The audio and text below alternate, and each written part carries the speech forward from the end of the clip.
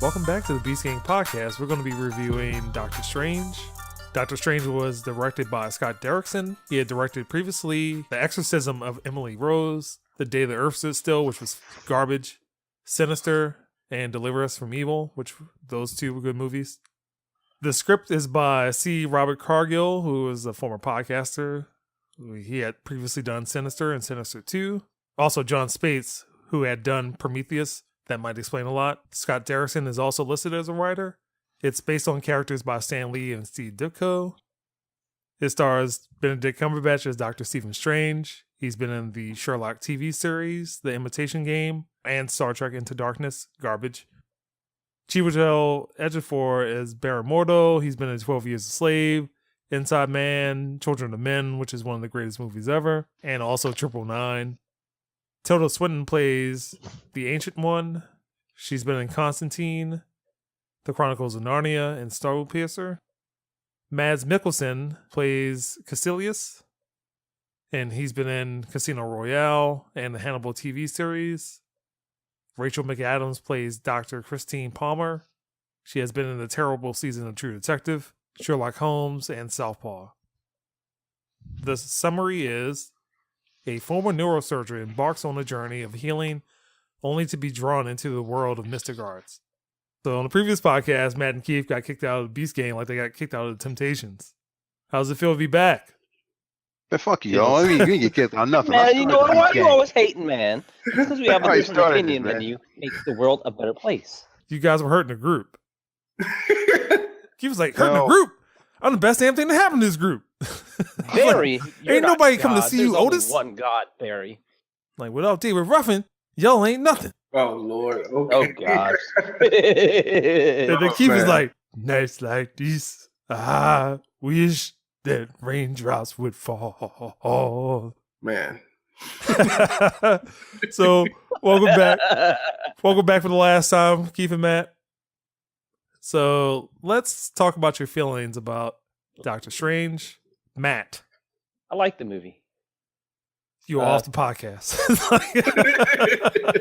I'm getting there. Can I start off? I really like the movie. The character development is one thing that I like. Touched on a couple things from the comic book without giving too much information on what part 2 would be. And the chemistry between the characters I thought was pretty good. Keith. I really want to say I like this movie. I want to say I liked it, and maybe I need to watch it again. Then say it. I disagree with that. I cannot say that this was a excellent movie. It's entertaining to watch. It's not a huge negative against Marvel, but there were several problems I had with the movie, and probably the biggest problem was that they tried to turn Doctor Strange into Tony Stark, and I wasn't feeling that. And What? Yes. Like, What? this is a Hold serious. on. Hold on. Doctor Keith, Strange Keith, is a Keith. serious character, and he's dealing with stuff like that affects reality. I mean, that John fucking Dormammu, son of a bitch, that dude comes from a world of death, All right. and those are his villains, man. He's not fucking with dudes like Justin Hammer and trading one-liners with the Red Skull and shit, yo. He's fucking with serious shit that will like give you nightmares for the rest of your life. So that requires gravitas. That requires a dude who's serious about his work, and he was just like. He's got a cape wiping his tears from his eye. I'm like, what the? I mean, it was just like, Can I veto him? I'm Yes, you just like, can. no. But I wanted to like this movie, and I will watch the second movie, and it hasn't put me off what they're trying to do. We need more details, and I'll go into details on where I thought it flopped at. So, Mm. James. Not Tony Stark. Well, first, I want to admit that I really did not come into this movie with high expectations because, one, I don't know much about Doctor Strange. I mean, I know very little. So it was kind of hard for me to actually connect the dots with this. The movie wasn't bad. It was entertaining. It wasn't great, but it was great too with the standards I had for it because I had really shitload standards when it came to this. And the reason why is because I do know, like Keith said, like the things that Strange deals with, I mean, it's some on the same level as Ghost Rider. Ghost Rider dealt with some real fucked up shit. So I was just wondering, could Marvel really pull that off? Because I'm not going to say that the other movies are campy. They're not campy, but they're more based in the reality that we know of. You understand what I'm saying? So this movie was kind of outside that realm. And I wasn't sure if they was going to pull it off. So in that sense, I doubted Marvel. I'll just say this is better than Suicide Squad, in my opinion. So let me get into some of Tyrone's comments. He had some questions about the pacing of the movie, that he felt that the pacing of the movie was off, that he felt it was rushed, even though it was 2 hours. Yep. I agree. I agree with that wholeheartedly. But would you actually sit through a movie on a character you don't know for 2.5 hours? Well, rushed as in like it felt like his progression went from surgeon. Next thing you know, what he's recovery. Next thing you know, he's traveling to Nepal for that. It was like there was no real sense of time. I think it'd been a lot better if, like, in the background you heard like a news article about Tony Stark announcing he was Iron Man. If this movie took place during the whole length of the Marvel Cinematic Universe, like the current cinematic universe, I would have felt a lot better about the pacing and his progression. So Tyrone goes on to that. So let me just make 2 more comments for him. One of the comments that he is making that is close to yours is that he felt that the arc for Doctor Strange was a little off, that at some point he's begging for the Ancient One to teach him the arts, the mystical arts, and then immediately he's holding his own. Thank you. 3 or 4 characters that are Caecilius, who is one of the masters, and then his underlings. One of those is Scott Adkins, he's badass. Yeah. Basically had an issue about the transition of time, that only seems to be that there's a couple of months, and then he's also so great with his photographic memory that never really came out in the movie. Right. Let me finish up some of Tyrone's comments. The CG was good. It also felt very realistic. The visuals got a bit psychedelic at a certain point. Mm-hmm. Tyrone said that this would probably have looked a lot better in IMAX or 3D. 3D was pretty good. Yeah. I heard that 3D was freaking amazing. It was. Yeah, I need to watch that then in 3D. It was. I saw it in 2D, and then the next day I saw it in 3D. Jeez, Matt. What? No, you did the right thing, man. So I need to check it out again. And let me just mention a couple of things. Is that I have mixed feelings about this movie. There were elements that I thought were done well, and then a lot of elements that I feel were just totally off. So one of the things I felt that was off was the casting. I felt that Benedict Cumberbatch was probably miscast, and about as miscast as him being Khan in Star Trek Into Darkness. I also thought that Tilda Swinton was also miscast. There were a lot of things that I felt played off of other movies. So one is Inception, which is obvious. Mm-hmm. The other one is Mrs. Peregrine's Home for Peculiar Children. Right. That it deals with time travel and time travel bubbles. Mm-hmm. Then the ending of this movie, and Keith, can you back me up on this one? Kind of reminded me of Fantastic Four, Rise of the Silver Surfer. Like the whole later third of this movie involves opening up a portal. Hong Kong, the world's blown up by some undownable threat and stuff. Yeah. Yep. Yeah. Some unseen enemy. Yeah. And also, there's a Star Trek Next Generation episode, which is called Contagion, where Picard, Worf, and Data are on an Iconian planet, and it opens up portals to another world, which also felt similar to things that happened in this movie. And like the last thing I will say is that The Matrix Reloaded, where they had that section where they were running through doors, and then the doors kind of led into other places, and when when I saw this movie, what was his name? Margravini, something like that, some Italian name. When he kept running through doors. Merovingian, but I'm talking about the other guy, that key maker. No, the key maker. Yeah. Yeah. That's right. Okay. Yeah, I can see that. I can see that. And just to piggyback on what you were saying, there was even certain things that I can't believe I'm about to say this. Like I said, the visuals were great. I thought they were great, but then also at the same time, they were kind of cheesy. Look who made the movie. What do you mean? Who was the parent company? Disney, right? No. See, I'm not talking about cheesy like that. I'm just talking about it just didn't look that great. Like, well, I would say Dormammu. Great. The visuals? It reminded me of the Green Lantern. Yes. The visuals didn't look great? No, see, Matt, listen. The visuals look great, but the ending, like the whole thing with the boss, he looked like the same boss that was in the Green Lantern. Yeah, Parallax. Yeah, okay. There you go. I'll agree with that. And Yeah, hold just like on him. for a second, because also Dormammu reminded me of the race of aliens in the beginning of Star Trek Beyond. Like just the way that the CG was, the CG speaking was, and it was just like this is already heading off in the wrong direction. But Right. I didn't like that monster. So let me ask the question: how was Benedict Cumberbatch as Doctor Strange? Excellent.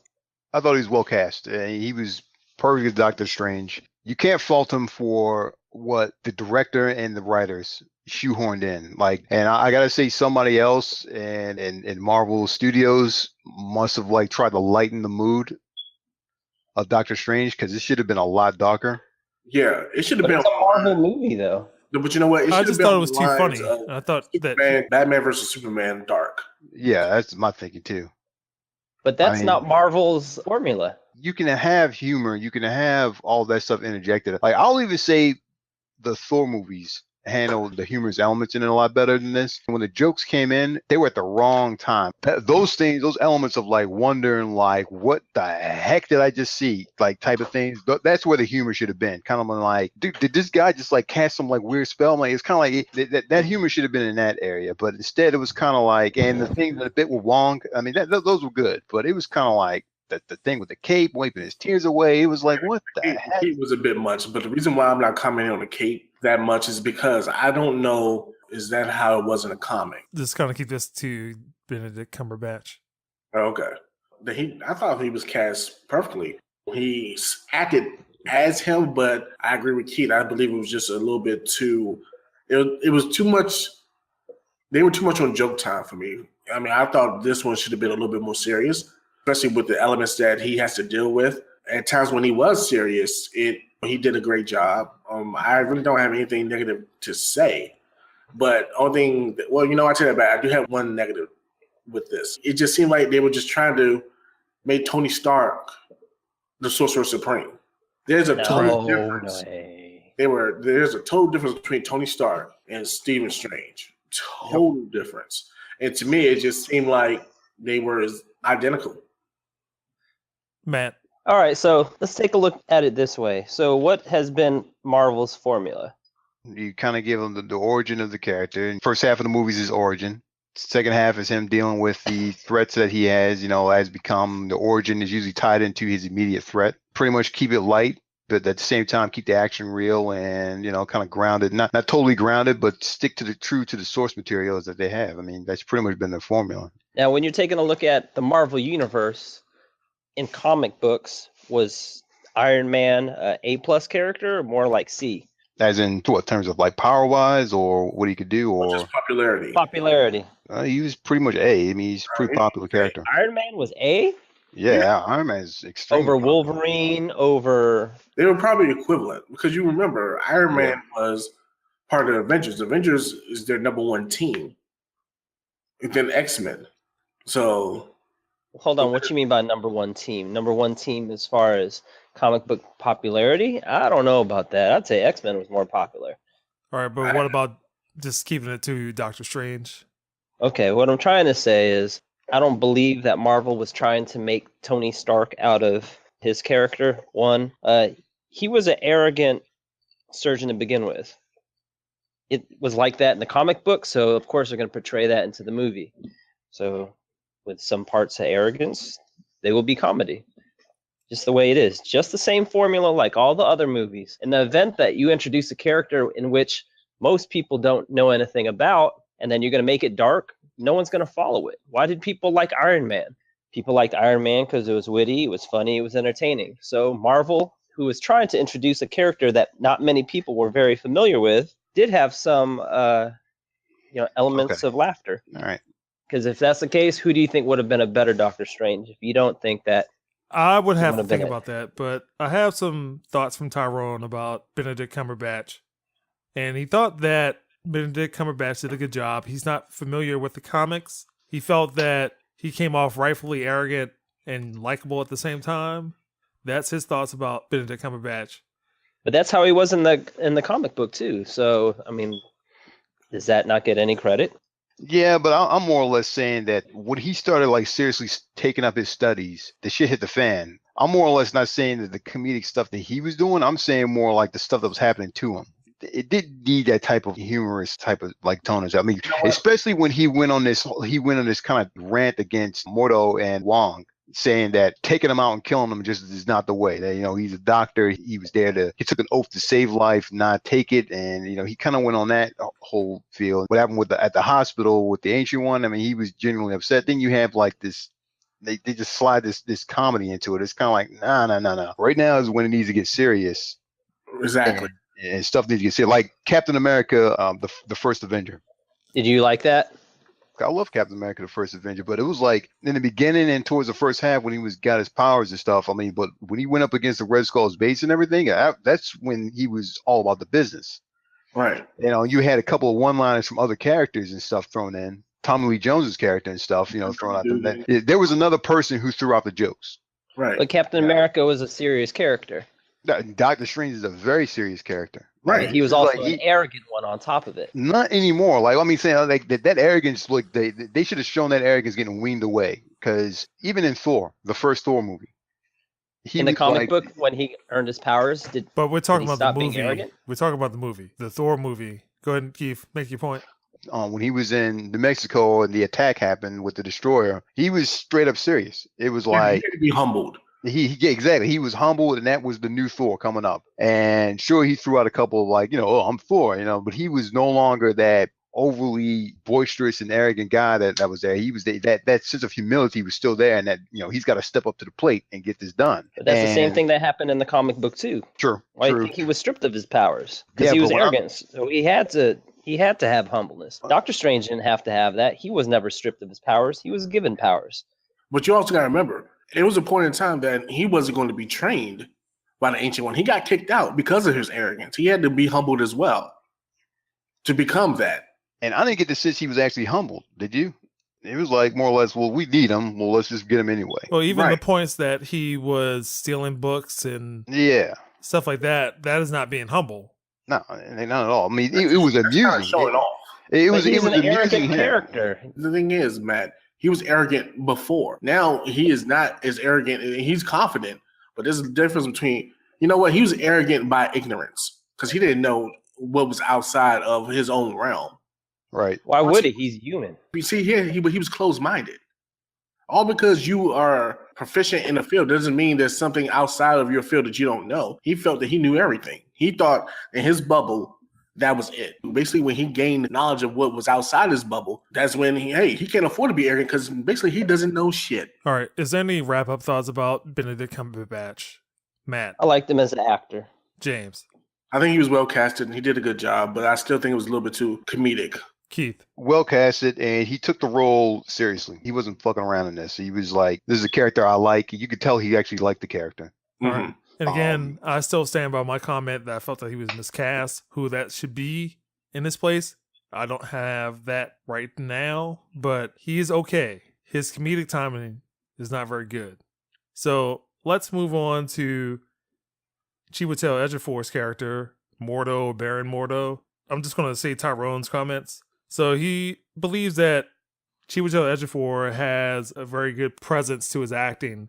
One of the comments that made him take him seriously was that he made a comment about the bill comes due. Mm-hmm. And he would also like to see more about Mordo's backstory and why he is so troubled about straying from the path and like why is that path needs to serve the greater good. So, Matt, what is your comments about Chiwetel Ejiofor or Baron Mordo? I thought he played the character well. You knew off the bat where he stood. You didn't have to guess where he was. Now, Doctor Strange came from a different path than he did, different background, different attitude. You can kind of see it coming that, one, their views will be very different. And it was very black and white. And it opens it up, of course, to expand the Doctor Strange universe on what will actually happen in part 2. James? I think he did a great job. And I agree with Tyrone because he had a presence about himself. And you actually felt that, I mean, to be honest with you, I actually agreed with his methods to a certain extent because he was just by the books. I mean, but then, sometimes you got to think outside the box.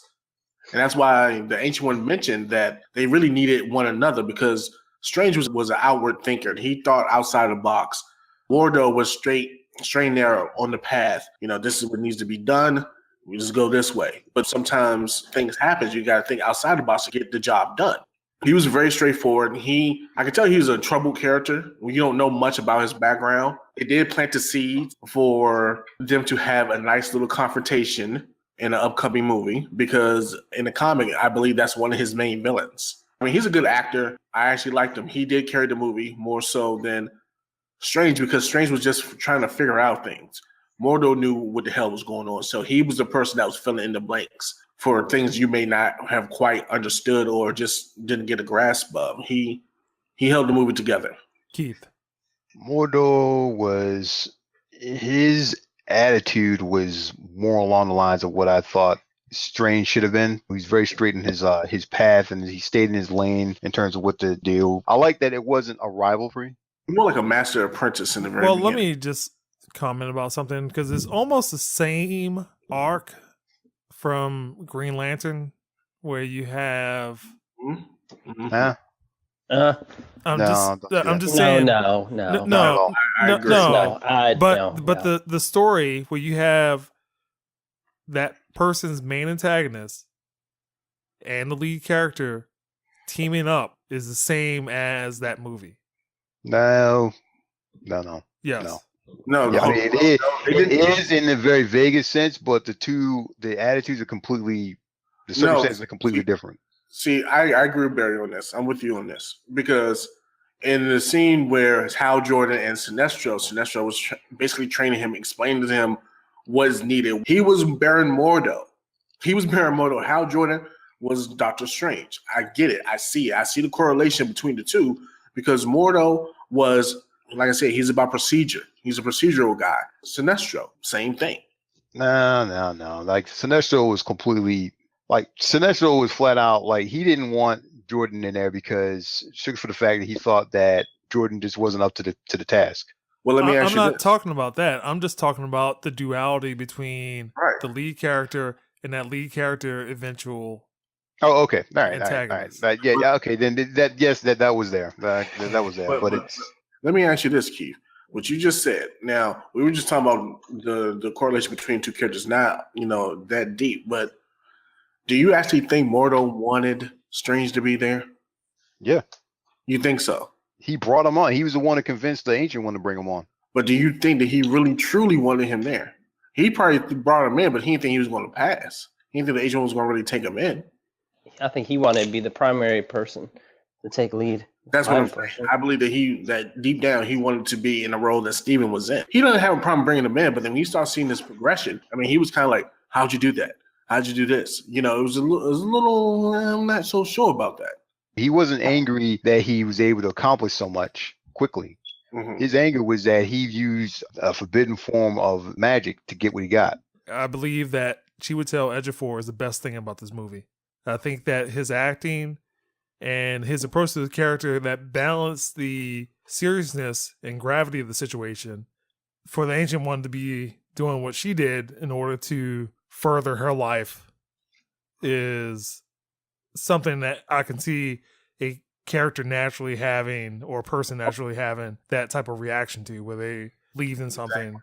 I understood where he was coming from. That's why I like the character. Because, I mean, if you learn a certain thing to you have rules and regulations, and he's, like I said, he's a rules and regulations type of guy. This is what you're supposed to do. You're not supposed to do this. And then you're following a person who you think is doing the same thing you're doing, and you want to be to that level. And then you find out they're preaching something to you, but not following the preachings.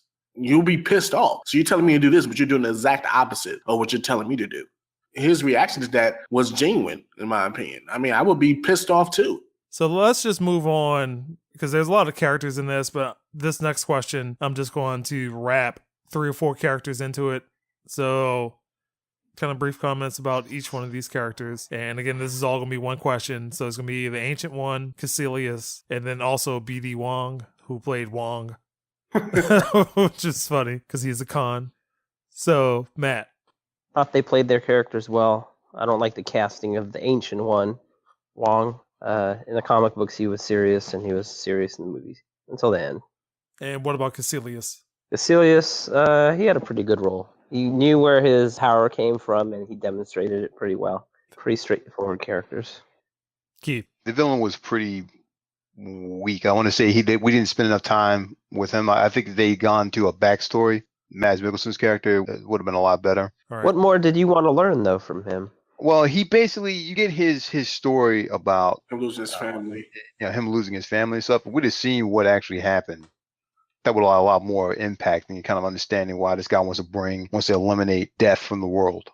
Because I mean, from the beginning, he's running around killing folks. Kind of contradictory, isn't it? Exactly. Like from right from the get, we know the guy's a dick, so I got no sympathy for him. For all we know, he killed his family.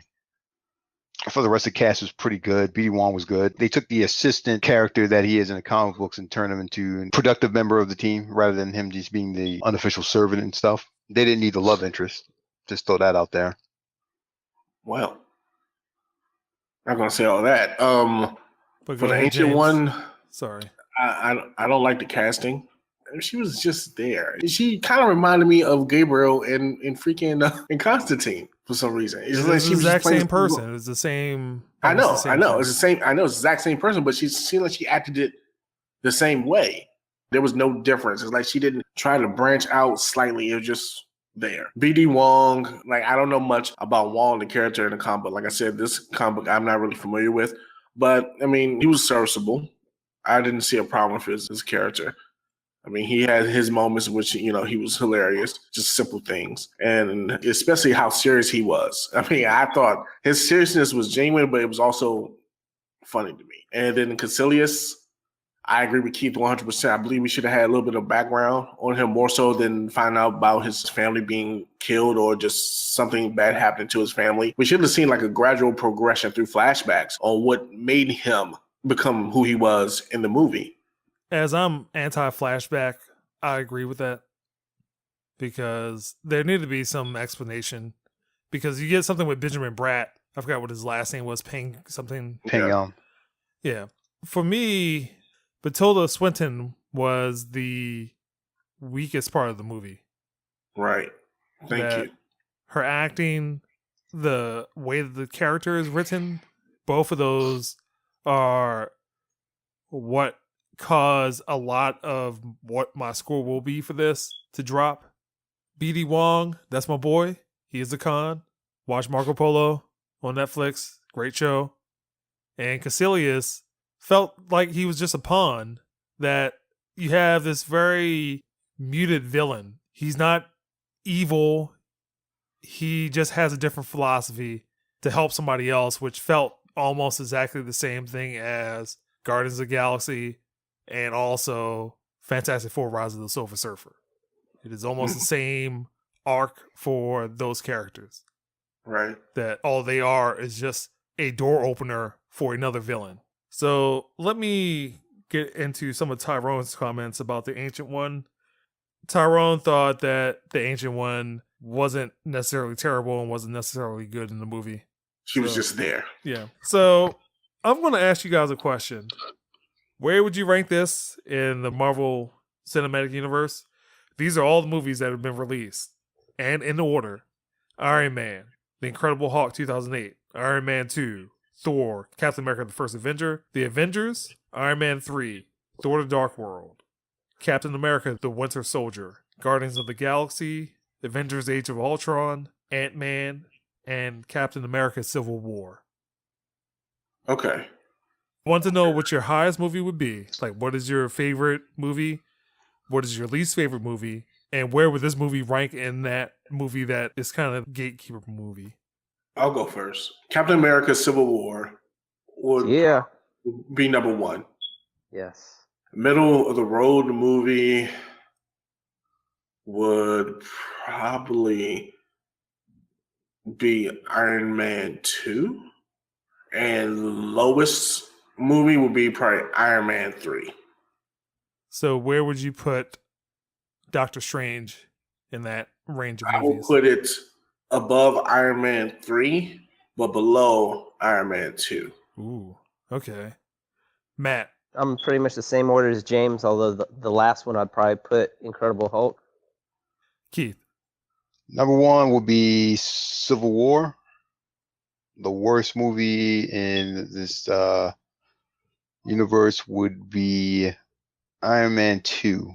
I'll rate Doctor Strange above the medium, and right dead set in the middle would be the Incredible Hulk. Okay. For So I'll me, rank Doctor Strange above the Incredible Hulk. so for me, at the very top, Captain America, the Winter Soldier. Okay. At the I very see that. bottom would be Iron Man 2, Iron Man 3, and then Thor the Dark World. Mm-hmm. And Yeah. maybe the second Avengers movie. I mean, So was it above pre- that would likely be this movie. You said above that? Yep. Okay. Probably- Thought Hulk was better than this. Basically, this is your middle of the road too. It is probably better than the second Avengers movie. To Oh, me, no way. it is not better than Ant-Man. It was not better than Iron Man. The original Iron Man is not better than the 2008 Hulk movie. It's not Mhm. better than Thor. It's not better than the Avenger. It's not better than Guardians of the Galaxy. Oh hell no. No, Guardians of the Galaxy. It's not better than Captain America Civil War. It's not better than The Winter Soldier. So how would you rank that? I mean, so my ranking, at least to me, makes sense. No, I agree. I agree because it seems like yours is around middle of the road, but bottom mid. So yeah, I think we're all on the same page. All things are going to be different. I'm quite sure our scores are probably going to vary. As far as ranking, Tyrone said that he would put this above Ant-Man, Captain America, the first Avenger, but behind The Winter Soldier, both Avengers movies, and Civil War. All right. Oh, wait. I got a question. Would you watch the sequel? Yes. Yeah, Keith, I agree with you. I like where it's going, like what it could be, and also it's a big key of what's going on for future Marvel movies. So yes, I would. So let's get into scores. All right. So what would you give Doctor Strange, Matt? I'd give it an 8 out of 10. All right. That would be and my score. what justifies that? I like the movie. I like the movie. The pacing was a little bit off, but I mean, how much of a background could you go into Doctor Strange about him being an arrogant doctor? How much screenplay would you give in an hour and 59 minutes? Character went well, and it's leading up to other things, and every character had a significant plot in future Doctor Strange movies. So. All right. There were times in this movie, like I said, I don't know much about Doctor Strange. I enjoyed the movie; it was entertaining. The visuals were amazing. They were very good. I know if you were drunk or high, that probably would have messed you up for life. You're probably having some type of seizure or side effects from the special effects. I do agree that the pacing was totally off. I didn't understand how he became so badass so quick. That's one thing that Tyrone mentioned, and I'm piggybacking on what he said, and it's true. I just didn't get that. I came in with very low expectations because I know Strange is a serious character, and what he deals with are things of a serious nature. So I didn't really think Marvel could do it. I give this score for this movie a 6.5. 6.5. 6.5. Hey, And then also, it had a lot of slapstick elements into it too. Keith. I'll Hold on, give it hold on for a second. The hell? Keith, we want to go see this movie together. And let me just get Tyrone's stuff out of the way before I forget it. Tyrone's score is a 6.5 out of 10. So, Keith. All right. So this movie had a lot of potential, and someone somewhere made the decision that they had to lighten the mood on this movie, and it did not fit well with the character and what was going on. Like, the pacing was way off. If they had done three things, if they had shown that this took place over the course of the cinematic universe, the pacing issue would have been null and void. It wouldn't have been a question of like Doctor Strange got his powers that quick. Two is like, I didn't like the fact that they kind of nerfed Doctor Strange. He used a lot of items. I mean, granted, the comic book character used a lot of items as well, but in the end, it was Doctor Strange casting those spells and doing the business and stuff. In this case, it was like he teleports with a ring, and they all do the teleporting with the ring and stuff. Yeah. I mean, it's kind of like, what the heck, man? He's supposed to be the man. So But that might be part of him like learning. Maybe he might need the ring at first. everybody used it. Like all of them. That's the only way they can teleport. Now, I'm fine with the cape and him being able to fly thanks to the cape, and that's part of the character. I was fine with him being new to all of this and everything, but I thought that the movie was getting very strong when he went on that whole the slant where he wasn't going to kill anyone. He wasn't going to take life. He would find another way to solve problems that were happening. And I actually liked the end scene where he like outsmarted or outwitted Dormammu, but that went on way too long with his death scenes. I mean, they should have played that out a lot smoother, not comedic like. I mean, they lightened it up way too much with Because you know what that reminded me of? It's the slapstick in which I was talking about. It reminded me of Edge of Tomorrow. I was about to say Edge that. of Tomorrow. Yeah, it is it the was kind same of like arc. boom, boom. It was kind of like, yeah, okay, that was amusing in Edge of Tomorrow, but in the end, it was like he wasn't doing it. It was like and there was kind of a weirdness to him when he did it. But I'm getting off of that. So I'm gonna give this movie a 6 out of 10. All right, for me, I feel that the tone of the movie tries to echo Ant-Man, and Ant-Man was essentially a comedy movie that just happened to be about a superhero. This one tries to do the same thing, and it's just way too much comedy in the movie. Way too many jokes, way too many gags, and that's what ultimately ruins the movie for me. It's just the comedy, and then Tilda Swinton, the character just wasn't written well. So I give it a 6.5. That's the Beast Game Podcast. You can find more of our podcasts at beastgame.com, iTunes, Google Play, Stitcher, TuneIn, iHeartRadio, Twitter, and YouTube.